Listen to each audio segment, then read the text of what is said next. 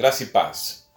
Eu gostaria de fazer uma abordagem com os irmãos aqui no livro de Atos, capítulo 2, a partir do verso 42. Os irmãos, se alguém não sabe, Atos ele é chamado também de segundo o evangelho de Lucas, do médico amado. Lucas ele foi um discípulo de Paulo, provavelmente um amanuense também. Amanuense é aquele que escrevia enquanto Paulo ia ditando.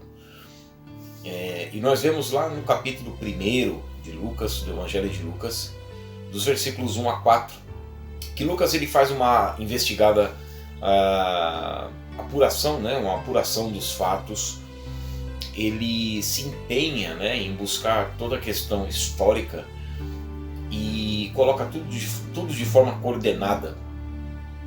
Tanto que Lucas 21 está enquadrado junto com Marcos e Mateus nos evangelhos sinóticos. E eles têm então uma certa semelhança em alguns aspectos. E Lucas então relata ali para Teófilo, que é o seu amigo, e Teófilo significa amigo de Deus, e ele diz então que reúne muitas questões históricas e relatos de quando o Senhor andou na terra, para que então a igreja ela tivesse então um conforto, uma consolação, para que a igreja fosse fortalecida. O próprio aqui, escorrendo no livro de Atos, nós vemos que a igreja ela crescia em graça, ela crescia, ela se fortalecia no Senhor. E nós vemos isso mesmo, quando nós olhamos para Atos capítulo 17, no versículo 11, onde a palavra chama de nobres aquelas pessoas que se dedicam à compreensão. Porque quando você se dedica à compreensão da Bíblia, você mostra e você se aproxima de Deus, mostrando que a palavra dele é importante para você. A palavra das pessoas que nós consideramos, que nós reputamos como sendo algo importante, nós queremos ouvir, nós queremos entender. Nós vemos como hoje está a população global dando valor a palavras de filósofos, palavras de intelectuais, palavras de artistas, de atores, de atrizes, de jogadores de futebol, pessoas que têm uma certa proeminência no meio dessa sociedade que nós estamos vivendo. É assim com aqueles que se dedicam a Deus. Porém, o Senhor Jesus diz que os filhos do mundo, as pessoas que não estão enquadradas, ou seus nomes não estão escritos ou arrolados no livro da vida do Cordeiro, o Senhor diz que pessoas que não estão salvas, elas são mais competentes nas suas convicções. Nós vemos, por exemplo, pessoas que vão para um show e elas passam dias na fila, elas montam cabanas, elas se revezam, E quando nós vemos na questão dos cristãos, e eu me coloco neste meio porque sou um cristão, o próprio Senhor Jesus disse isso: os filhos do mundo, eles são mais hábeis do que os filhos da luz, porque diferente de Lucas, que reúne os fatos, que buscou conhecimento, que buscou entender, porque o apóstolo Pedro coloca a palavra de Deus como uma candeia. Nós vemos, por exemplo, a população hoje, a grande parte da sociedade, ela busca meios, ela busca artifícios para que o próprio ser humano tenha, ou para que o próprio ser humano possa se alavancar. Nós vivemos um período da divinização humana, da mídia televisiva, jornais, revistas, internet. Nós vemos que o ser humano ele é colocado como o objetivo, a felicidade do ser humano, o bem-estar do ser humano, e é lógico que nós queremos isso. Mas quando isso sobrepuja a palavra de Deus, quando as pessoas tiram o Criador de cena, nas suas vidas, é aí que começa o problema. É aí que nós vemos o que aconteceu lá no Jardim do Éden, quando Eva dá ouvidos para Satanás. Então, o Deus da Bíblia é tirado de cena, né? E nós vemos então o que aconteceu, o pecado original, a corrupção humana, e como tudo está hoje.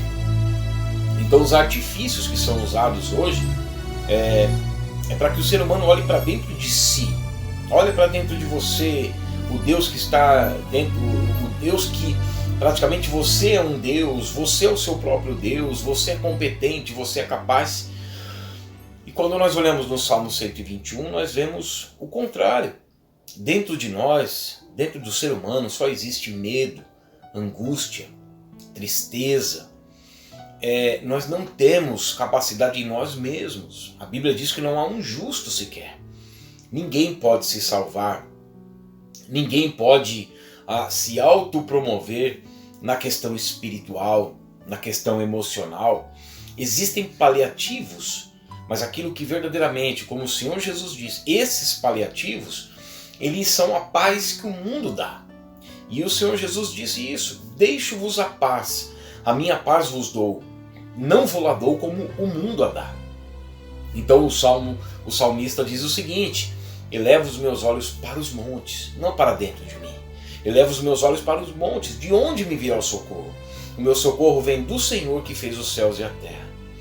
Então, quando nós olhamos o que o apóstolo Pedro escreve na segunda carta, no capítulo 1, no verso 19, que nós temos então confirmada a palavra dos profetas, a Bíblia, edificados sobre o fundamento dos apóstolos e dos profetas, Efésios 2:20, e o apóstolo Paulo diz em 1 Coríntios 3, 10, 11, que o fundamento é Cristo.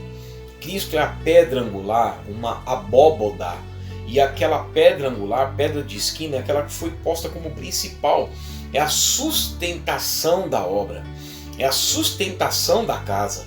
Foi o que o Senhor Jesus disse com relação aos dois fundamentos. Aquele que ouve e pratica a palavra de Deus tem a sua casa, a sua vida espiritual edificada sobre a rocha que é Cristo, lá de Mateus capítulo 16, quando o Senhor faz um trocadilho com Pedro e diz: tu és Pedro, mas é sobre essa pedra, Cristo falando dele próprio, eu edificarei a minha igreja, e as portas do inferno não prevalecem contra ela. Essas portas do inferno é a condenação de Deus, é a própria ira de Deus.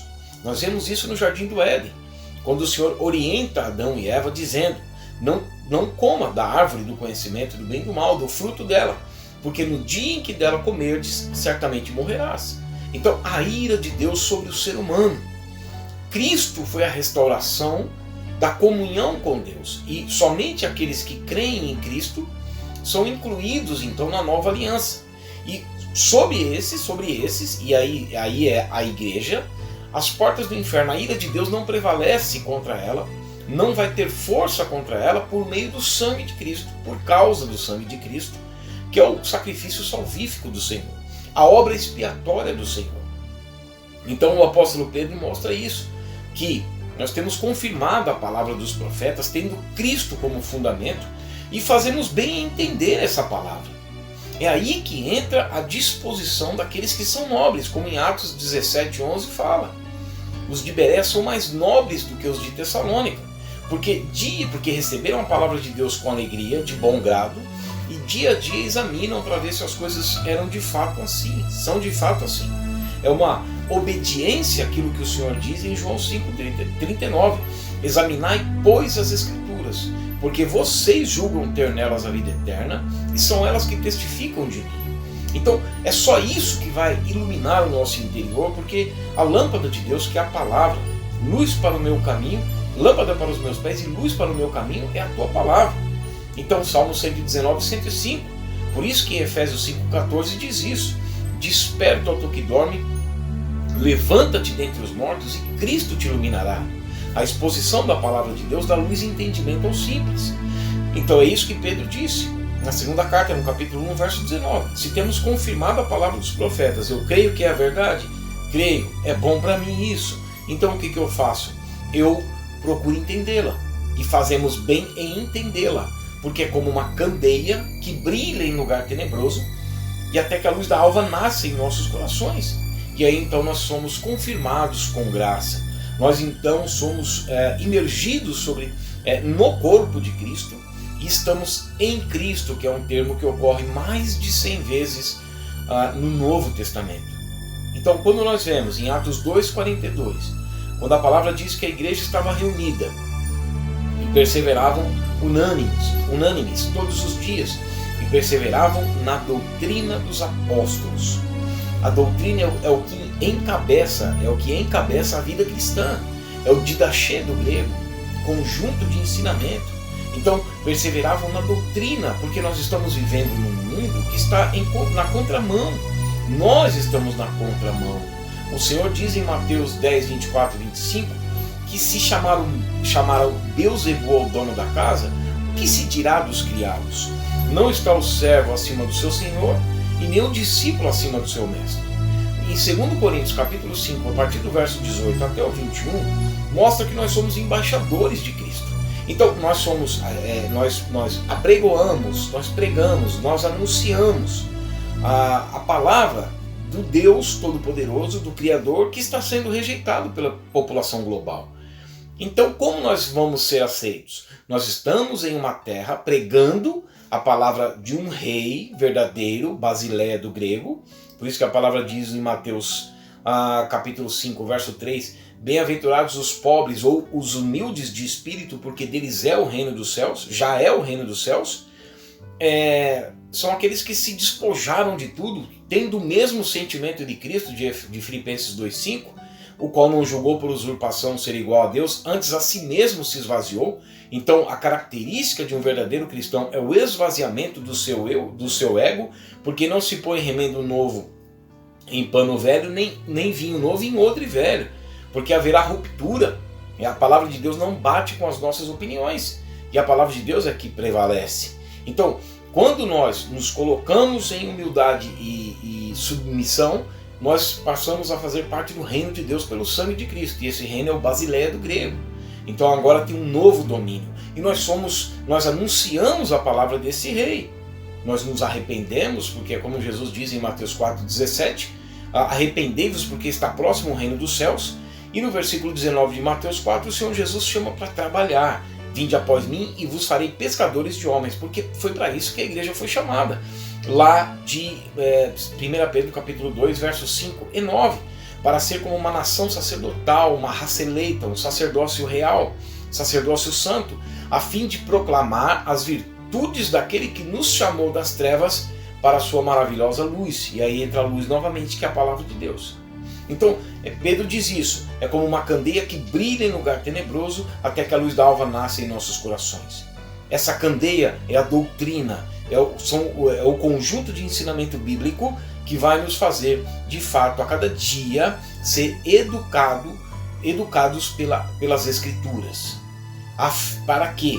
Para renegadas as paixões mundanas, para que nós venhamos a viver no presente século justa, sensata e piedosamente, aguardando a bendita esperança, com os olhos fitos no céu, na palavra de Deus, e assim nós de fato seremos discípulos de Cristo. Amém? Deus abençoe a tua vida, a tua família, em nome do Senhor Jesus.